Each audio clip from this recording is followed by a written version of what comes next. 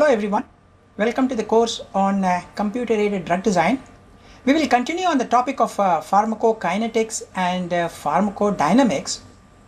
Okay, as I had introduced that topic yesterday, pharmacodynamics is what the drug does to the body. So if you have an infection, the drug will go and try to kill bacteria. If somebody has cancer, the drug may go and kill the cancerous cell line. Pharmacokinetics is what the body does to the drug, because the body will start metabolizing the drug, the body will start excreting the drug, tissue absorption, so many things can happen. So pharmacokinetics is drug concentration reduces, drug gets eliminated, so both are very important. Okay, so pharmacokinetics model describing drug concentration versus time, pharmacodynamics model describing the relationship of effect versus concentration of the drug. So if you have different concentrations of the drug, what is the effect, and so on actually. Okay, so yesterday we just talked a little bit on one compartment model.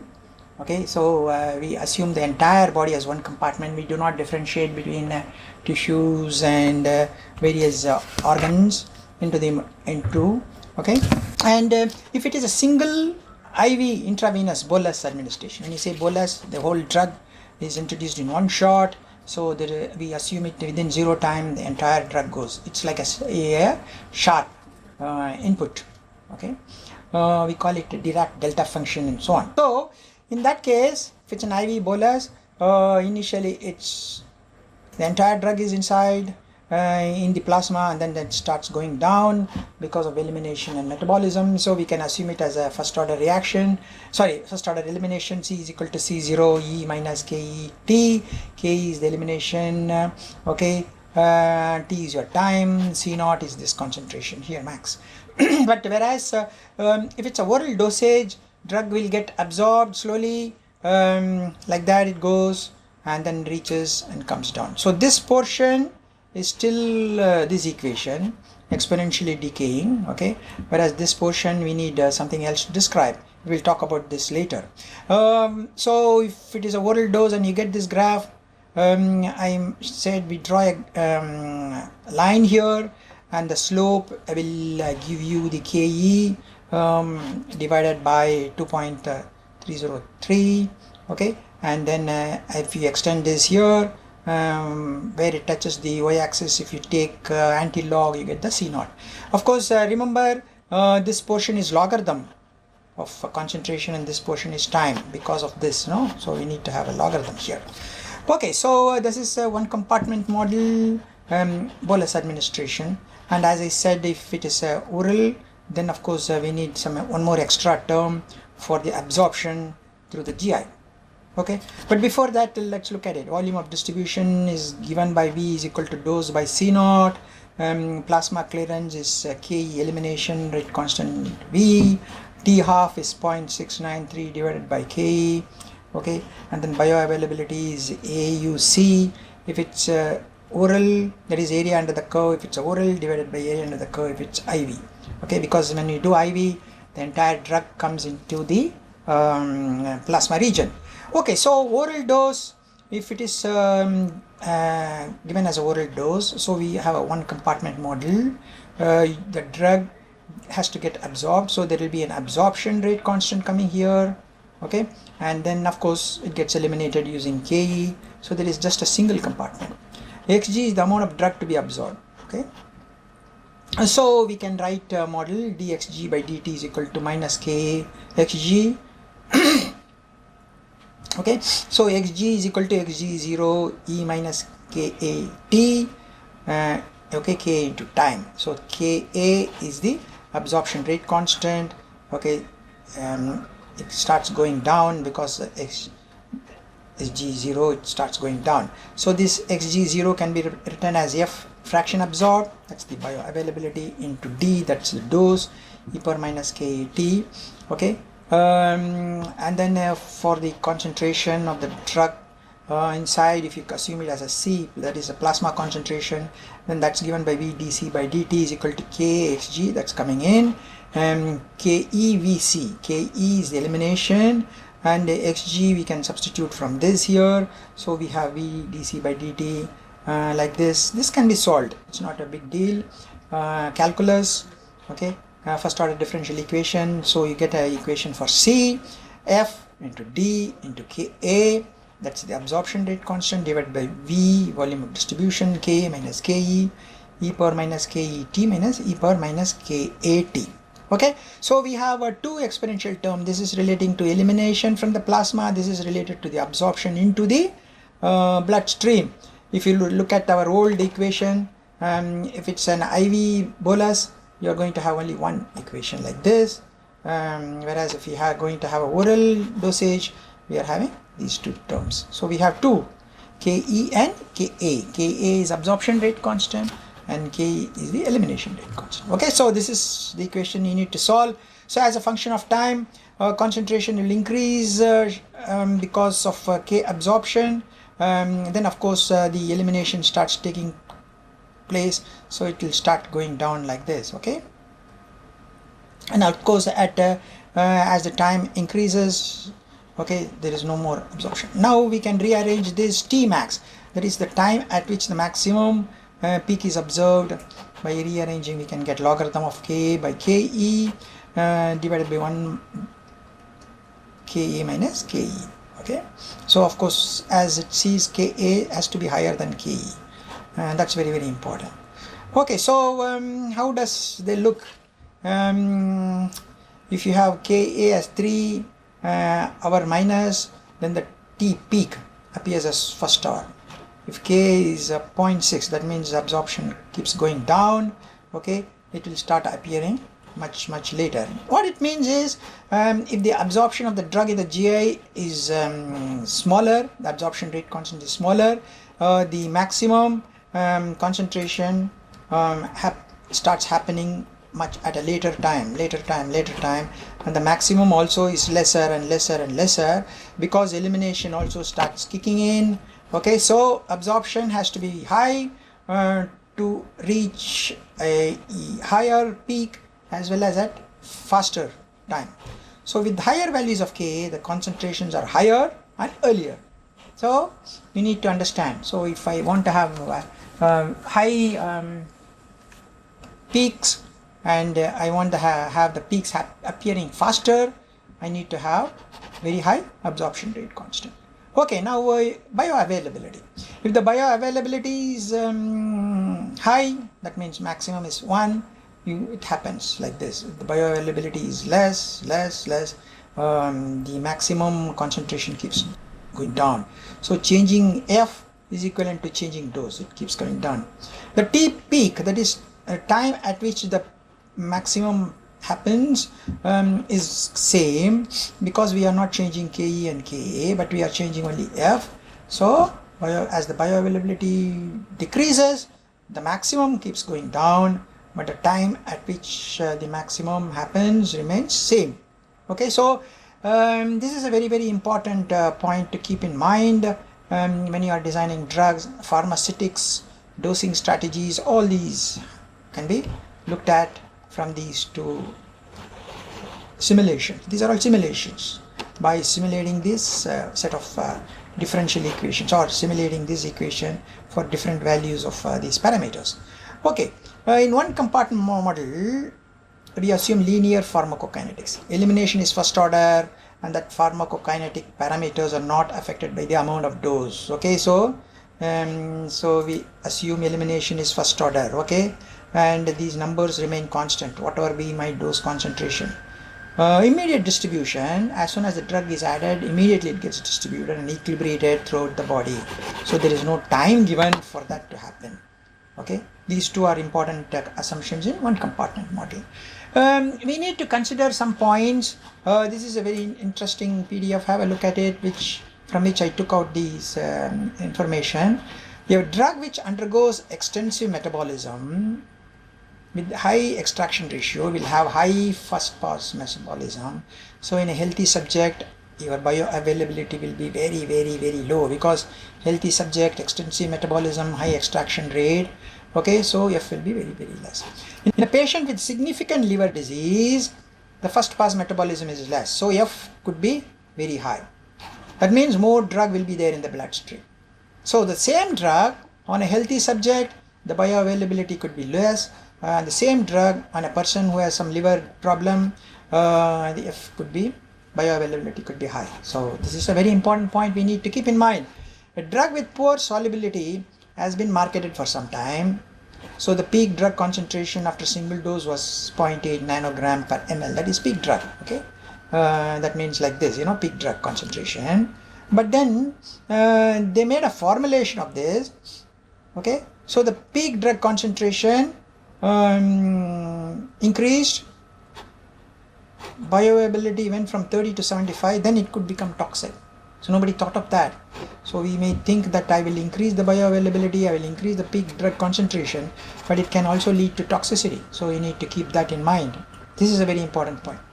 Okay, so if we go to two compartment model, okay, that means we assume tissues as another compartment, your main plasma as one compartment.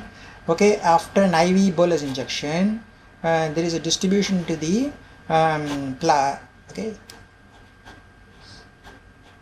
tissue region, so that thus the concentration decreases rapidly at first. Okay, fast decrease, but it is not the elimination, but it goes and gets absorbed into the PC compartment, that is the tissue compartment. Distribution into the PC continues until the free concentration in the CC, that is plasma, is equal to the free concentration in the PC. Once they get equilibrated, flow of the drug into the PC happens, but once that equilibrates, flow doesn't happen.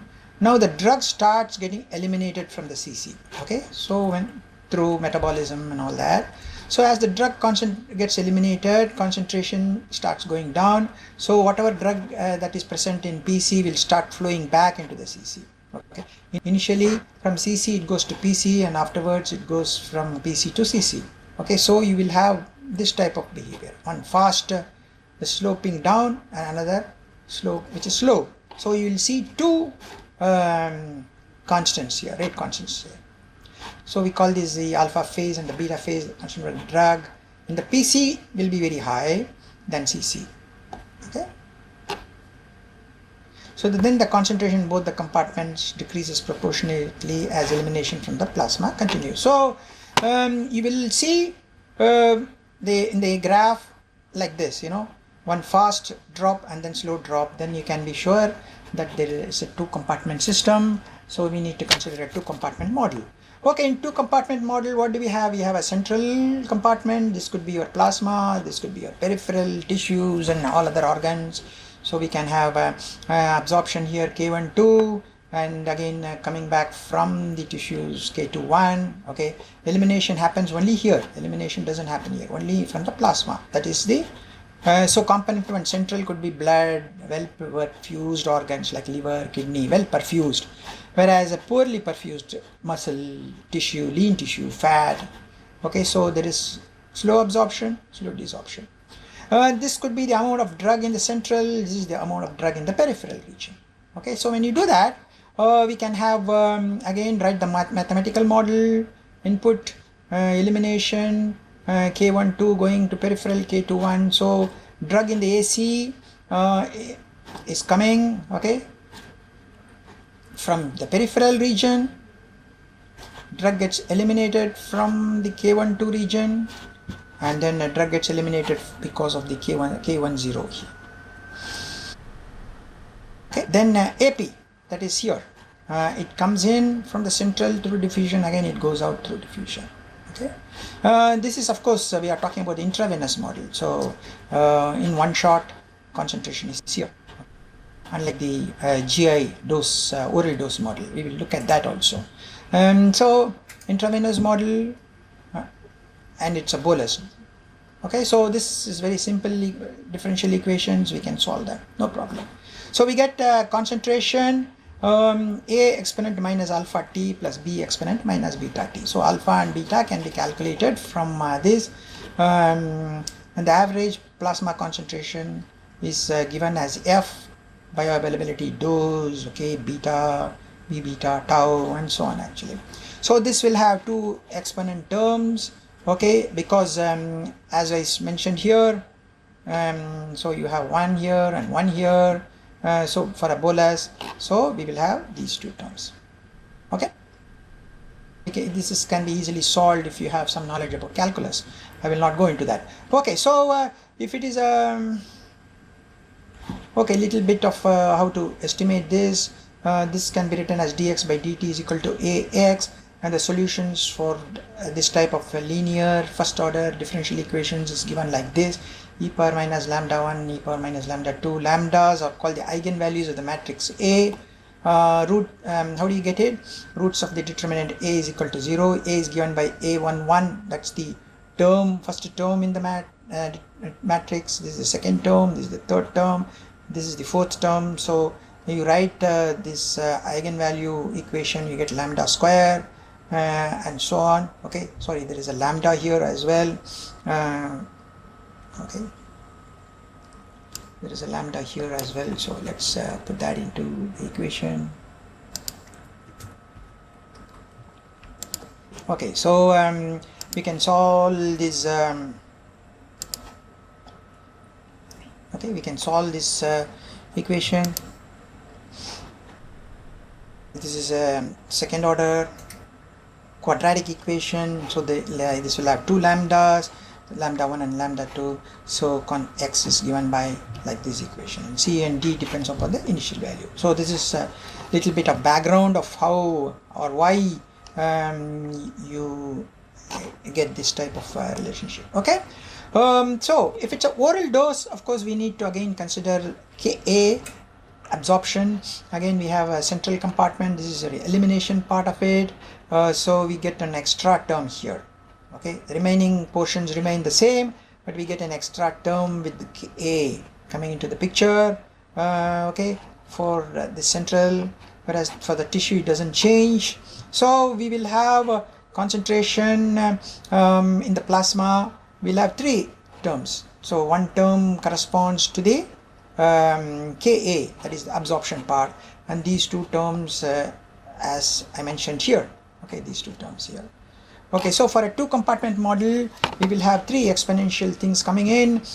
These two correspond to the elimination, one fast elimination, the other slow elimination. This relates to absorption. Okay, that's how the models look like.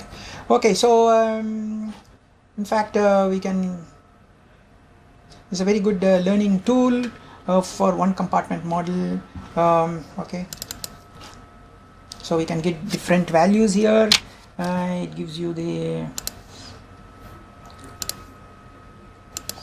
I can give this gives you a interval 0 sorting level 1 microgram. Oh, half-life is missing. Half-life is 2 hours. Volume of distribution is 20 liters. Okay, graph interval.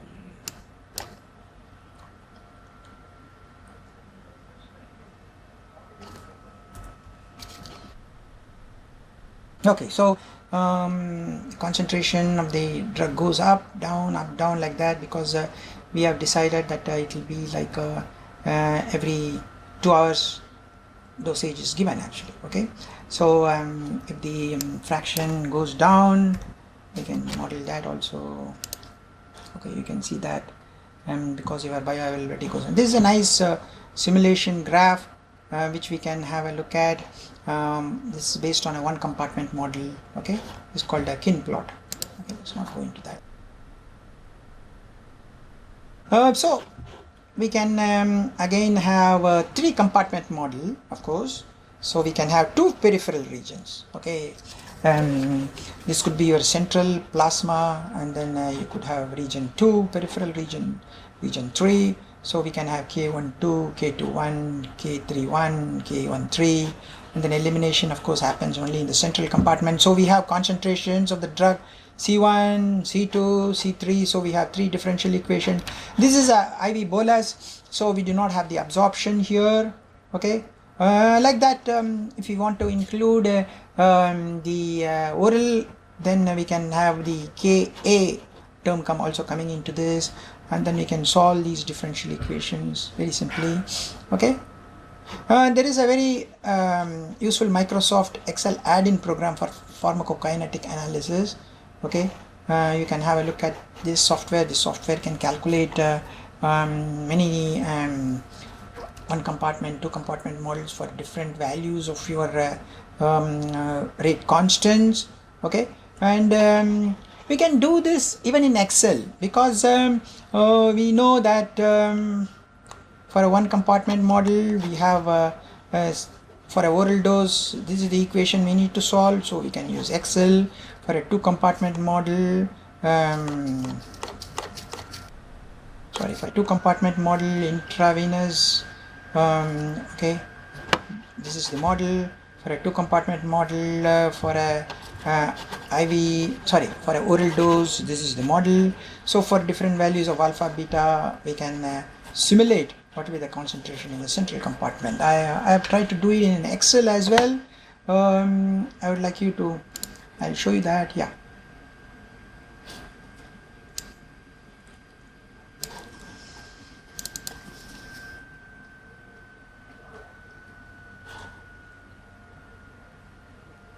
Okay, so this is a two compartment model. A two compartment model, okay, with a oral dose. So we'll have one relating to your absorption, and the other two will be relating to fast elimination, slow elimination. So as you can see here, plasma concentration, how it goes up. So initially you have a very fast drop. Okay, you can see a fast drop, and then you have a slow drop.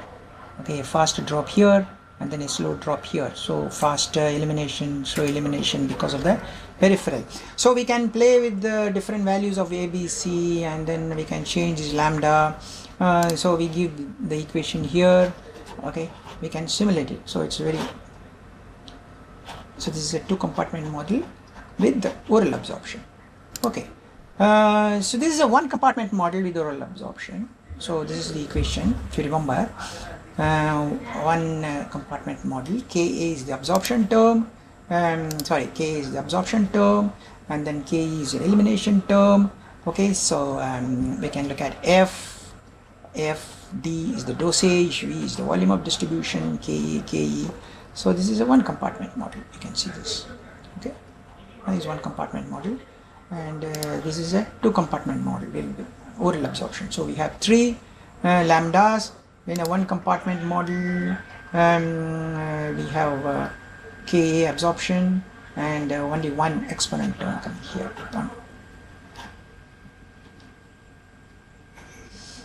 Okay, then we want to,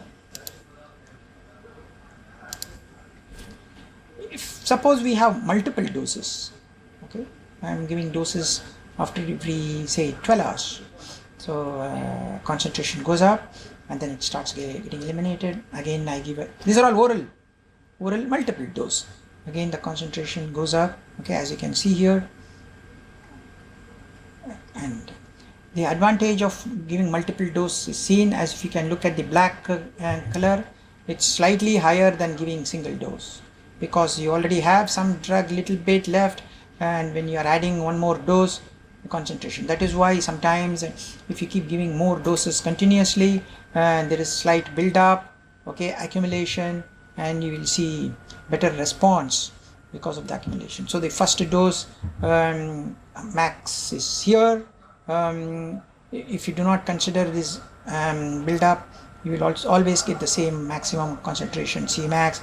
But because some drug is still present, when you give another dose, it becomes higher. So when you give another third dose, you may get much higher. So you continuously will keep getting higher and higher as we keep giving doses. So you can simulate the one compartment model with oral multiple dose also, as seen here. Okay.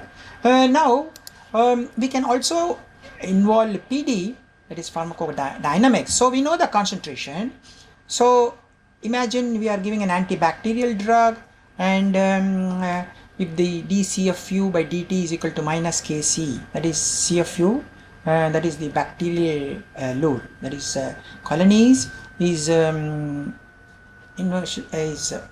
depends upon the concentration. Okay, colony keeps going down, depends upon the concentration of the drug.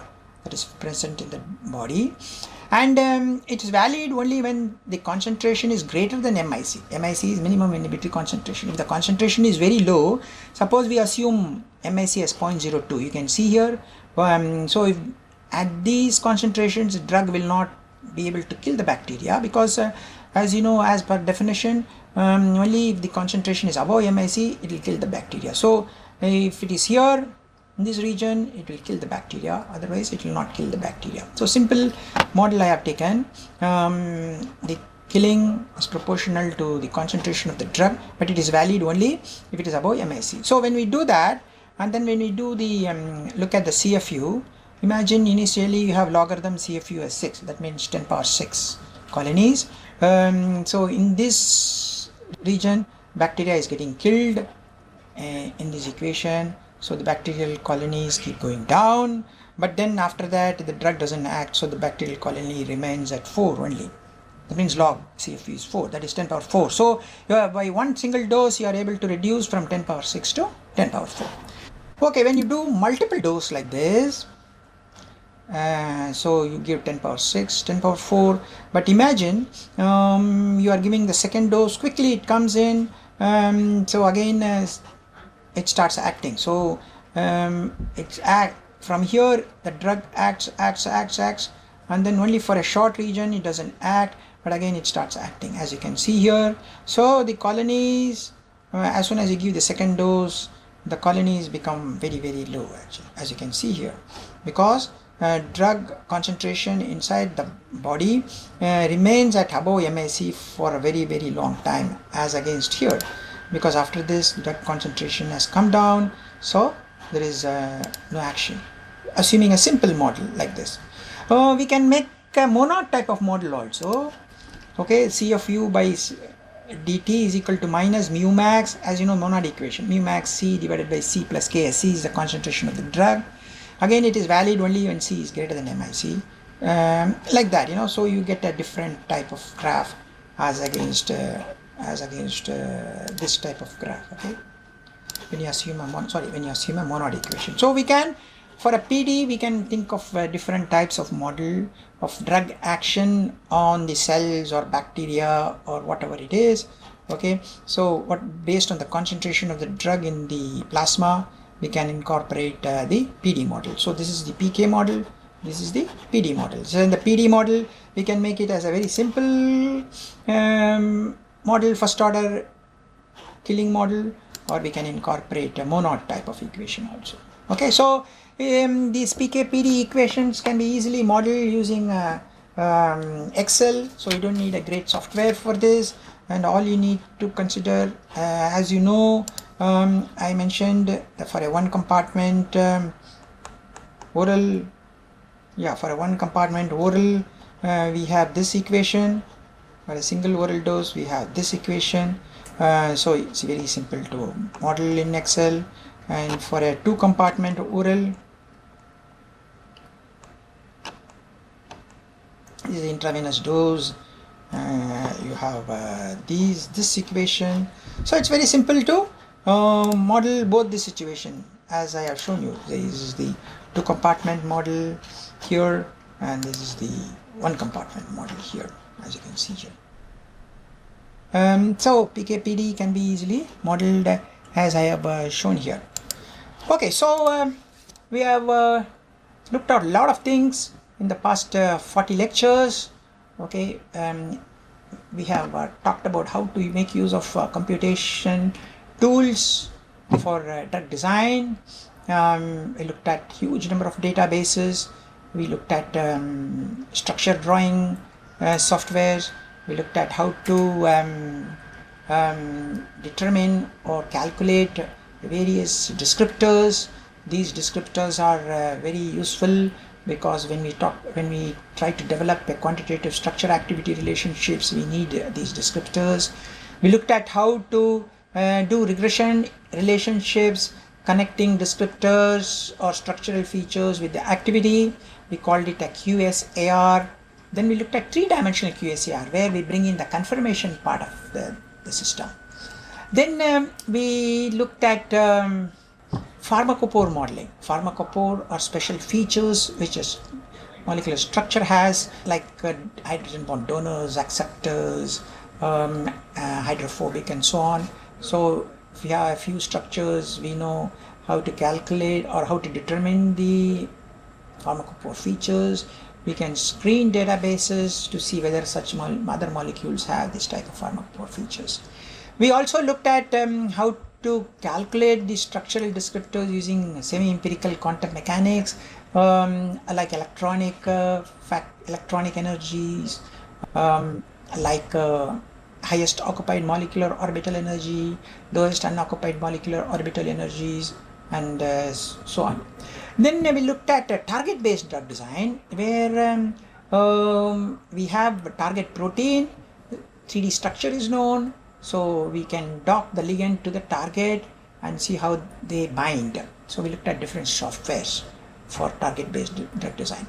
And we also looked at how to look at common features of various proteins, in case you want to understand if there is going to be a cross binding of a ligand into various proteins. And then finally we looked at the pharmacokinetics. That means what the body does to the drug, one compartment model and two compartment model with oral dosage, and then pharmacodynamics, where what the drug does to the body. That means cells or tumor or bacteria, fungal. Okay, so we looked at large number of software which are freely available, downloadable softwares, or through web servers. You don't need any commercial software to learn this particular course. Please remember that. We looked at a huge number of softwares. All of them are free for academic. Many of them are downloadable. Many of them could be run through a server. You get the results into your email and so on. And all these softwares are extremely good. We can use it for our research purposes. We can use it for our academic purposes also. So we don't need any commercial software. And all these softwares are developed by professors from various universities. So they have a high level of standing. Okay, I hope you enjoyed this course. I hope you are benefited, and you can make use of all these databases and softwares for furthering your research or furthering your knowledge. I'm sure there are many more softwares available apart from what I have showed you. Okay, so I hope you have a good time. I also hope you had a good time solving all these assignment problems. Okay, good luck to you and all the best, and thank you for going through all these lectures and videos. Okay, thank you very much.